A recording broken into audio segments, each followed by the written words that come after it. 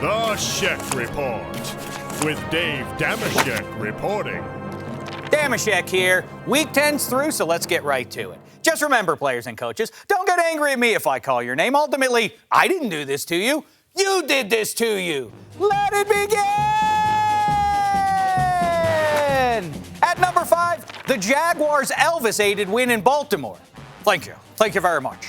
That was more Richard Nixon than it was Elvis. Either way, it's an outdated reference. Good for Jason Myers making that 53-yarder, but I found Gus Bradley's revealing celebration disconcerting. And not just because he's a little late with his Wolfman costume.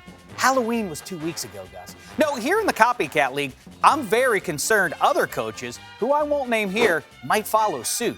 Why won't I name them? Because I'm just too classy.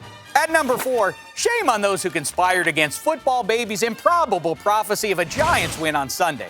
Looking at you, Tom Brady, Danny Amendola, and Bill Belichick, not to mention Tom Coughlin's inability to manage the clock, Landon Collins' inability to catch, and Odell Beckham's premature celebration.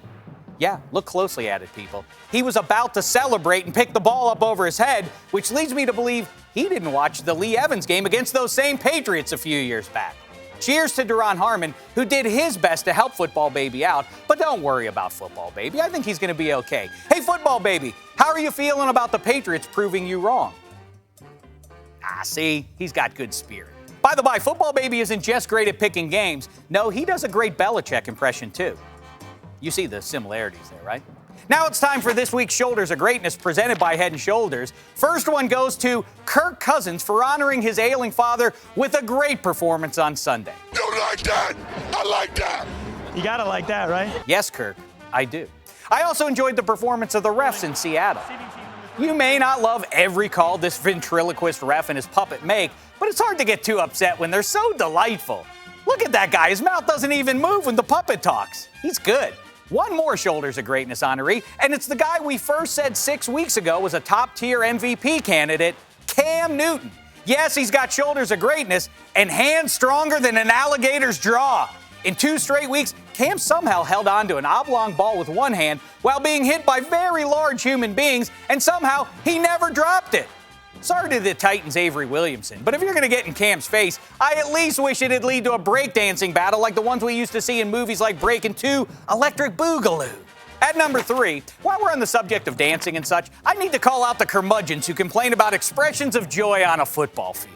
My hypothesis is, while the older demographic is okay with Drew Stanton doing this, they don't know what Hotline Bling is. And people tend to fear what they don't understand. But you see, I want to bring us together, not drive us apart. Maybe we can all get behind the hip new dances if, instead of having Drake provide the soundtrack, we instead turn to NFL Films music. Let's at least give it a shot.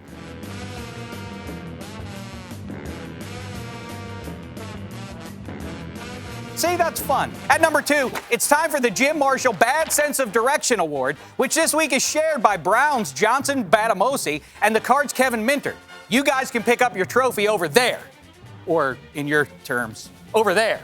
And that brings me to number 1 in this week's Brown Paper Bag of Shame, which goes to the football gods, who on the very day Peyton Manning broke the all-time passing yards record, got benched for Brock Osweiler.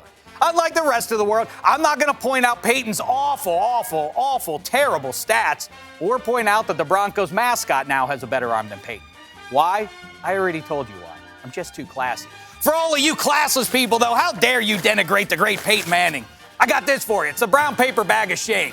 Till next time, try not to embarrass yourselves. Ooh, look who else has a better arm than Peyton. Shame.